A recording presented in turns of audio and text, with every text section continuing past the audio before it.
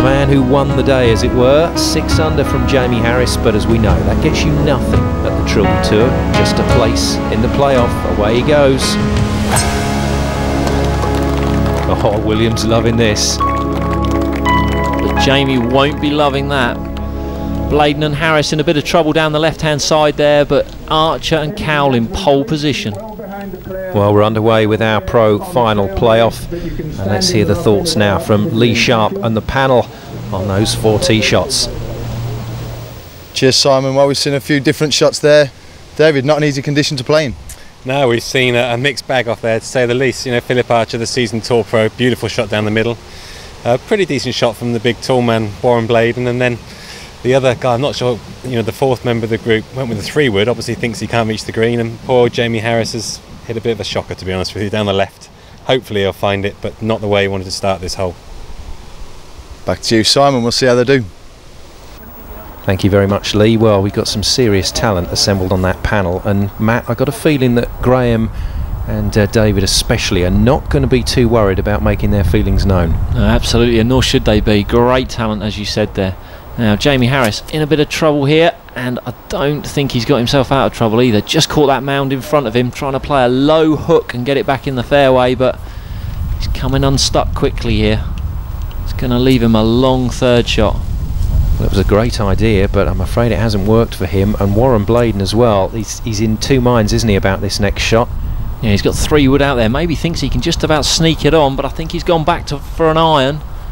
Important he gets this in the fairway. Wind's gusting off the left and into, so the players want as much control over the 3rd shot as they can have.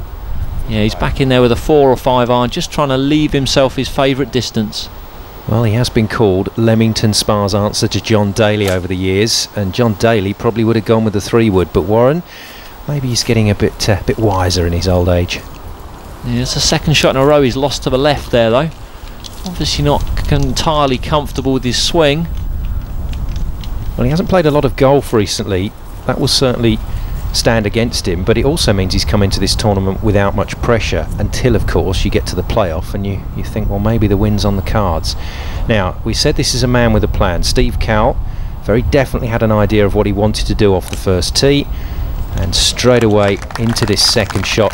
Again, another good decision in terms of the club. Yeah, absolutely. He's staying well within his comfort zone here. He's not trying to do anything that would put him under pressure or take him outside of that comfort zone. Lovely, elegant looking swing, very old fashioned swing there, but perfectly positioned. Great look up the green for his 3rd shot. Phil Archer probably just about in range, as we said, but really needs to get hold of this 3-wood. Brilliant gallery to watch. This is fantastic. This is what the pros love, being in amongst it all, and he is going to have a go here.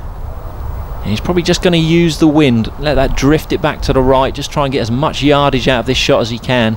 Definitely setting up on the left side there, aiming in the middle of that bunker, just going to move it left to right. Just come out of that touch, probably just going to drift a bit further right than he's hoping. Oh, it's kept sliding and it's just dropped into the bunker, and that might be up against the edge. That doesn't look too good for Phil Archer at the moment. He's just short-sided himself there, but he's back into the wind. Player of his quality, great short game, these guys from the European Tour, so I don't think he'll have any problems from there. Cowell and Archer looking good. Harris and Bladen needing some sort of miracle shot to recover. Harris finally gets to have a lash at this green, but he's let that one go to the right as well. Oh dear me, well, what a way to play your 1st hole on the playoff. Yeah, that's over in Tiger Country, and with it only being 3 holes, you cannot let players get too far in front of you. He's got to make 5 his worst score. How calm does he look? That was lovely, just saying hi to his family there. Steve Cowell following a few paces behind this man, Phil Archer, and I tell you what, Phil Archer looks like a man on a mission. Yeah, it really is a great addition having the guys from the European Tour playing this year. Adds a different ingredient to this playoff final. You know, Phil will not want to get beat by these 3 guys, and yet these 3 guys all gearing up to try and get European Tour cards. Gives them a taste of what they're going to experience later on in their careers. Warren Bladen then, the man from the Midlands next. A bizarre career. At 16 he was an awesome player and tipped to be one of the greats. Then kind of drifted in the game, drifted into his 20s when he stopped playing, became a plumber and a picture framer, didn't pick up a golf club for nigh on 5 years, and then came back in at 30 years old and won the British Amateur title. And that started it all off again.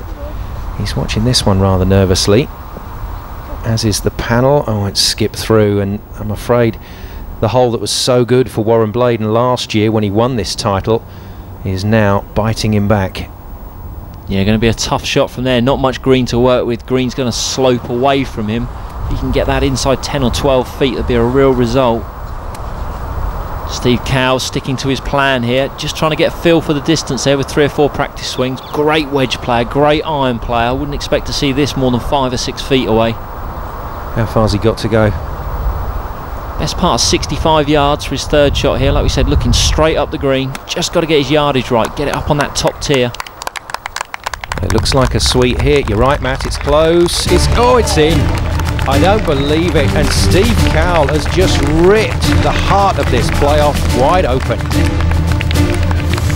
Can it be any more dramatic? What a fantastic start there. He's had his plan, 3 wood off the tee, little rescue up to leave himself his favourite yardage, and that's why it's his favourite yardage. This is well worth another look. And Steve Cowell's thoughts ahead of that first tee shot were completely correct. What a reward. Well, he just couldn't have dreamed for a better start, could he? Just look at the spin there, just edging it back into the hole. Completely puts the pressure back on Phil Archer. Jamie and Warren almost out the hole at this early stage. They've really got to find some magic now. Well, he's a cool customer, is Steve Cowell, but he's loving that moment. Doffs his hat to William. Just in the background there, Charlie Lydiard, the amateur winner, who gave a good account of himself with the pros today. He's actually brought his trophy that he won at the London Club along to this event to walk around this final playoff. I wonder who's going to be joining him as pro champion. I don't think at the moment it's going to be this man, Jamie Harris. No, but as we've just seen, anything can happen in this playoff. He's got to make 5 his worst score. Great shot from there. Really has given himself a chance to hang on in there. Well, that's exquisite golf from Harris. And if you've just joined us, the 2007 Trilby Tour Pro winner Steve Cowell has eagled the first playoff hole. Archer's in a bit of trouble in the bunker. This man, the 2008 champion, the defending champion Warren Bladen, is in a bit of bother off the back of the green as well. And this is going to kick on, I'm afraid. It's going to go down the slope as well. And Bladen at the moment, Matt, is playing himself out of this. Away it goes. Yeah, he really left himself no shot from there whatsoever, and he's now going to struggle to make 6. Now Philip Archer finds himself in all sorts of problems here. Ball just out the bunker, a good 18 inches above the level of his feet. You can see him gripping down there onto the shaft of the club. There are just so many things that make this shot difficult.